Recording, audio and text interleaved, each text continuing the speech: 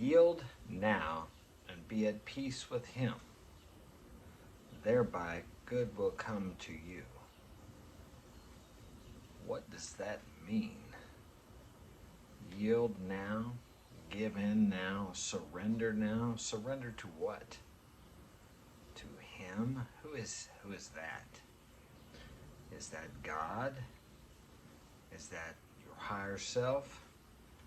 Nature? Divinity? Something greater than yourself? What does that mean? An example during the day. You're at a red light and it's not cycling correctly. Actually, the people coming the other way or crossing in front of you have gone twice when you should have got to go and you didn't. Now you can sit there and get all pissed off and angry, or you can observe the fact that maybe, just maybe, that could be saving your life. Or that could be setting you up to be in the perfect position to meet the person you need or the person you desire. You have no idea where that's going to change the outcome of your whole day because you didn't get what you thought you wanted, what your rational, conscious mind had figured out as the plan for the day. I heard this and I say it many times, and I tell myself, man plans and God laughs. I don't know about you guys, but I plan my day pretty well every day. I rarely get up without a plan. I may not have it written down, but I have a plan. Rarely does it go the way I think it should. And during the day, I may get frustrated because I cannot see how it could possibly be working in my favor. But many times as I look back over the weeks, the months, and the years, I see how everything worked out much better than my plan. Because there is a part of us, the higher self, the God part, whatever you choose to call that part, that can see everything that you and I can't see.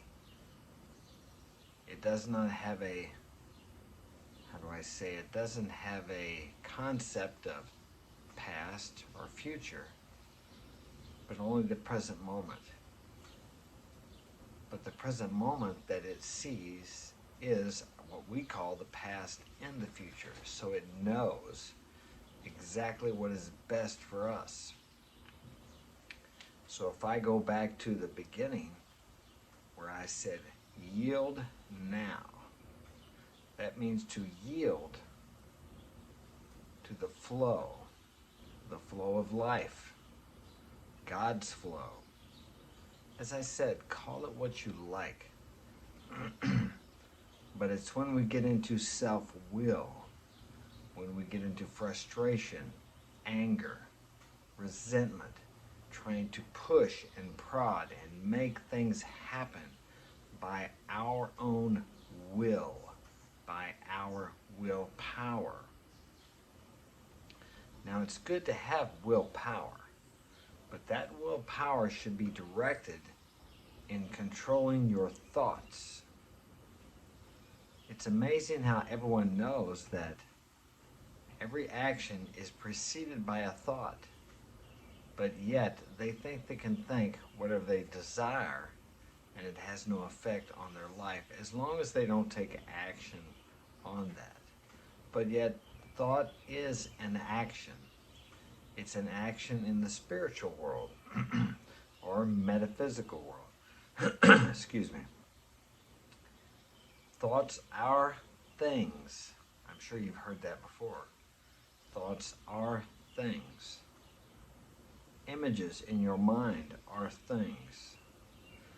Let's say we look at this differently. Let's say that we look at the image you have in your mind as the reality And the manifestation that eventually comes from that image held and action taken in that direction as the false reality, as the unrealistic thing.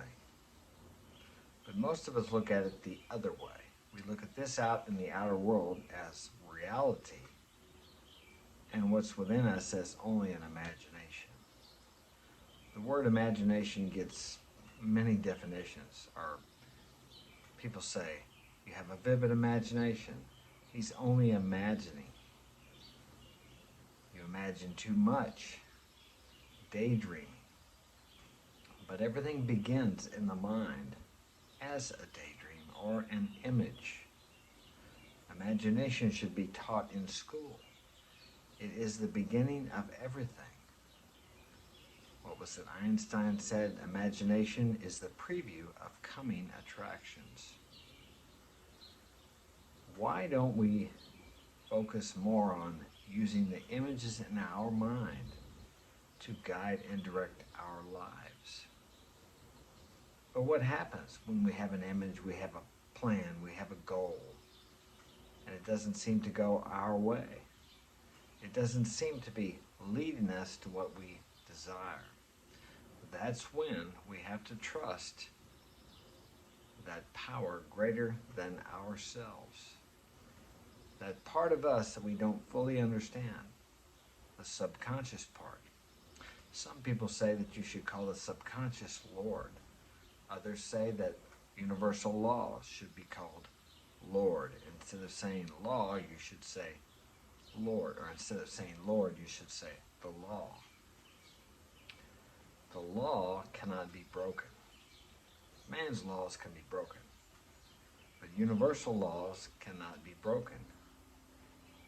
You cannot break universal law and get by with it. You may get away with breaking the laws of the land, but you will never get away with breaking universal laws. You've all heard it. What goes around comes around. You reap what you sow, karma.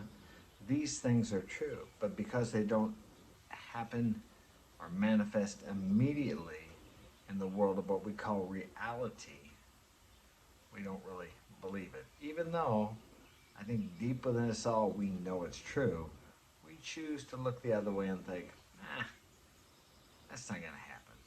And when it does happen, a week, a month, 6 months down the road, we never correlate the two things together because we've forgotten what we did, what we took, or what we gave to someone else.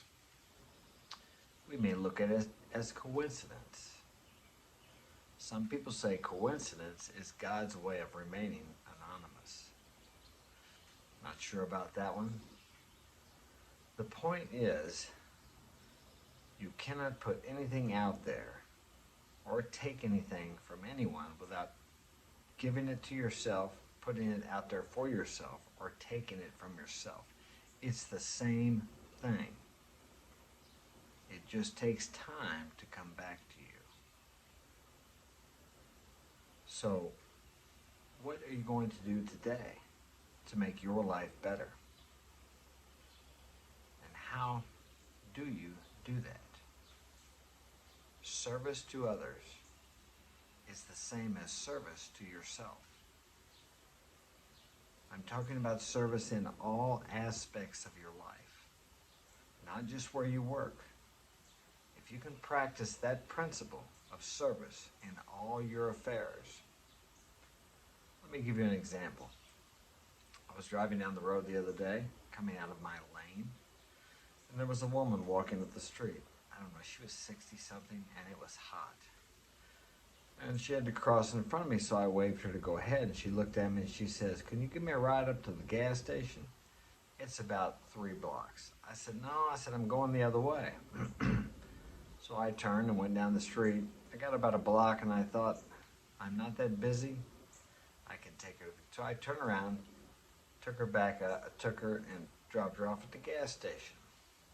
Now that is an act of service. It was no big deal. I really didn't have to go out of my way that much. I was not in a hurry. But my conscience or my higher self had convicted me or condemned me or spoke to me after I turned and did not give her a ride when she asked me the first time. So I turned around and I told her to get in, and I took her up there. That is service. I don't know that woman. I may never see her again. She can't repay me. Not that I wanted anything, but I will be repaid sometime down the road by the universe, and it will come back to me multiplied. The same way it does when you take from someone else or you hurt someone else, whether it's intentional or not. Everything returns to you. It's also called the boomerang effect. So remember that as you go out today.